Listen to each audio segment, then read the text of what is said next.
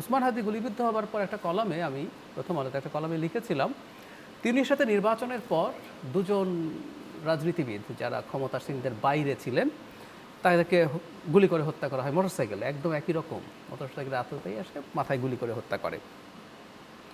তারা পরস্পরকে দায়ী করতে করতে সংঘাত তৈরি হয়, সেই সরকারের পতন হয়, আবার দেশটা পুরো আনস্টেবল অবস্থায় চলে যায়।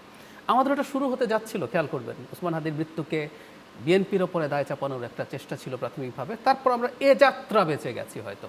আচ্ছা, এমন যদি হয় বিএনপির একজন ক্যান্ডিডেট এই ধরনের চেষ্টার শিকার হলে, আমরা আশা না করি, না বলি, কিন্তু আমরা আসলে কি ওই আশঙ্কা থেকে মুক্ত হতে পারছি? একেবারেই মুক্ত নই। জামায়াতের একজন ক্যান্ডিডেটের যদি এরকম হয় তখন কি দাঁড়াবে পরিস্থিতিটা?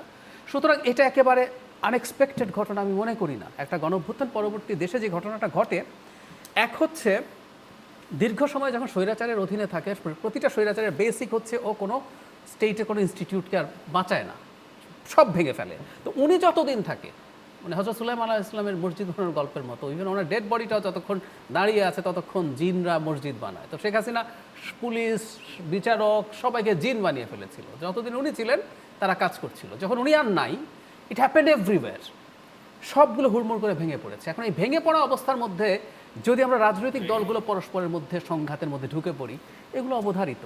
এবং এগুলো যখন ঘটতে থাকে আর আপনার যদি জিওপলিটিক্যাল ইম্পর্টেন্স থাকে, দ্যাটস ইম্পর্টেন্ট।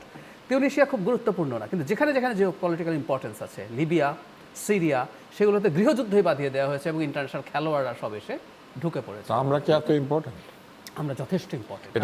আমরা হয়তো সিরিয়া লেভেলে না, কিন্তু আমরা যথেষ্ট, বিশেষ করে এই চায়না কন্টেইনমেন্টের জন্য সাউথ চায়না সিকে নিয়ে যা যা ঘটতে যাচ্ছে এবং ভারতের আমরা পেটের মধ্যে থাকার কারণে আমরা যথেষ্ট গুরুত্ব। টিম মার্শালের বইগুলি সবার পড়া দরকার। একদম।